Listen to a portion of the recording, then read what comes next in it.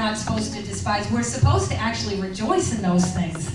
We're supposed to rejoice in the suffering, rejoice in the attacks, rejoice in the persecution, rejoice in the loneliness, rejoice in that abandonment. Although we're supposed to rejoice in those things. And if we do, if we'll stay in that place of, and actually, how about this? Rejoicing when your enemies are many and your friends are few. Come on. That's a tough one. That's really tough to rejoice through that because you're standing alone at that time.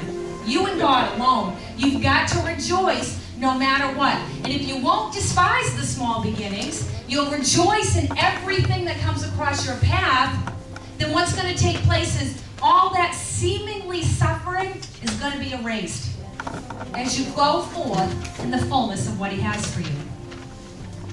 God's raising us up if we're willing to rise up. Come on. That's good. Amen.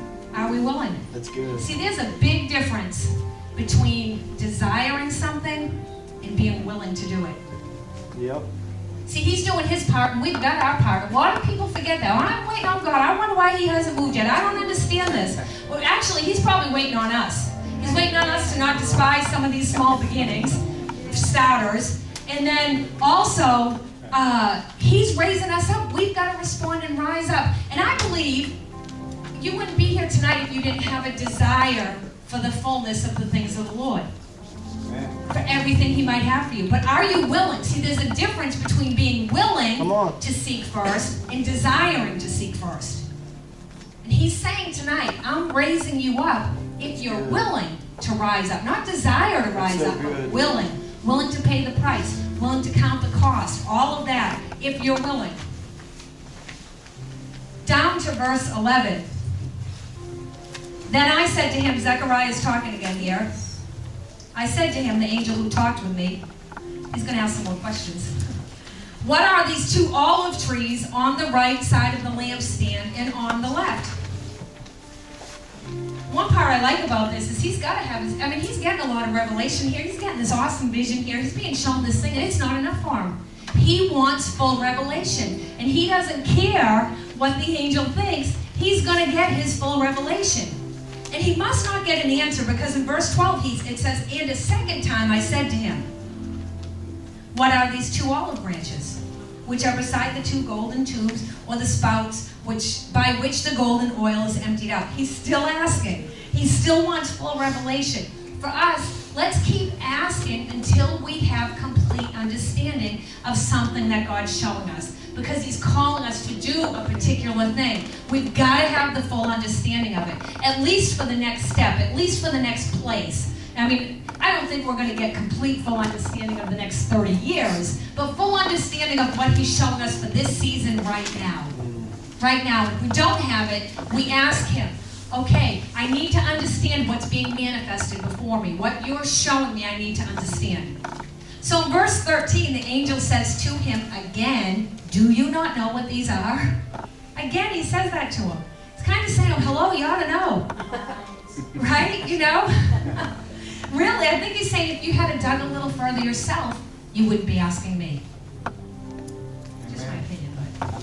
But. Verse 14, then said he, these are the two sons of oil, Joshua the high priest and Zerubbabel the prince of Judah, the two anointed ones, who stand before the Lord of the whole earth as His anointed instruments.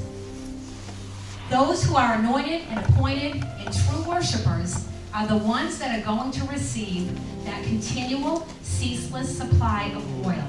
That they're so saturated beyond measure that they can't help but function by the Spirit. You can't help but function by the Spirit. If you're a true worshiper, you stay in that place, you're going to be functioning by the Spirit. It's going to take place in your life. People aren't even going to understand really some of the things you do because you're so by the Spirit.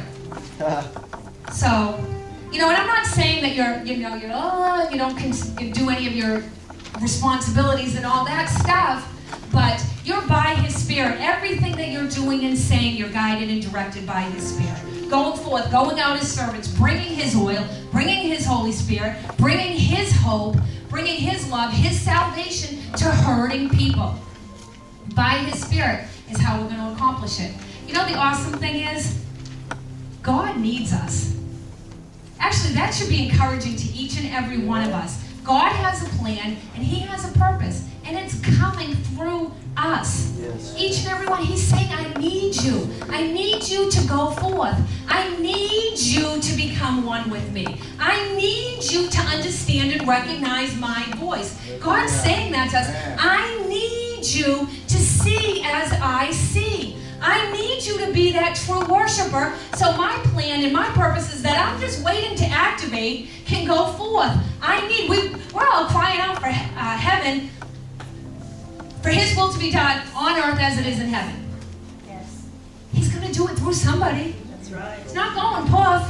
That's not going to happen. He needs the willing vessels. He needs those people that are willing to be molded, willing to be pruned and cut, and the double sword, and all that stuff, all those things, all those seemingly things that we talked about earlier. He needs those people. Those are the ones that are going to go forth. If you will become and remain a yielded vessel, you'll go forth in the things of the Lord.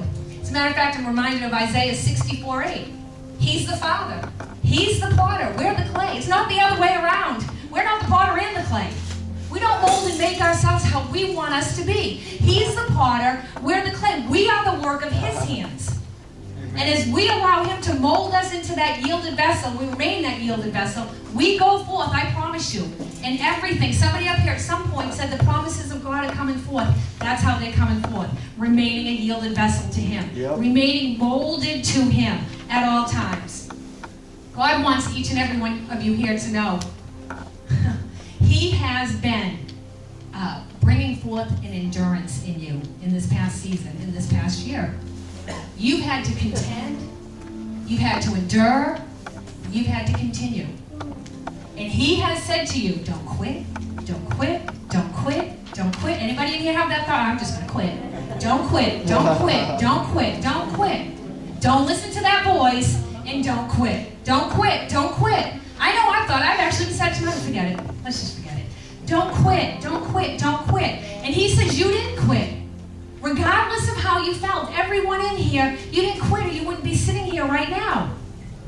There's just something in you that says, I can't give up. I can't do it. I can't quit. I gotta go. It's like fire in your bones. You gotta go. You gotta continue on. I mean, there's been times, Dan would say this, one day I'm gonna quit, the next day I'm like, oh no, we're going forth. We're doing this. Because I can't quit. No matter how bad my flesh wants to, there's that thing inside that says no. Just stirs it up the next day. Oh no, there's no way. No, we're gonna do this, and all that stuff. But God has said, you haven't quit. You've endured, regardless of how you felt, and now the fruit of that endurance is coming forth. Yeah. Hallelujah. Thank you, Lord. Because there's always fruit, no matter what. What's the fruit of that endurance coming forth? It's the fruit of being continually filled with His oil, being filled with His glory as true worshipers, and bringing His glory to others. Maybe others that want to quit. Yes.